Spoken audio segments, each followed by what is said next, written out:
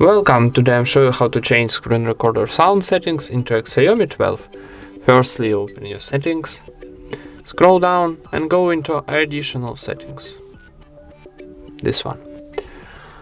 Then scroll down and go into screen recorder. And here find sound option. Where is this? On the middle. We got sound source, so tap it.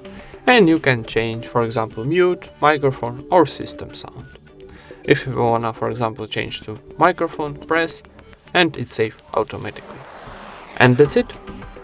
Thank you for watching, leave thumbs ups and subscribe to our channel.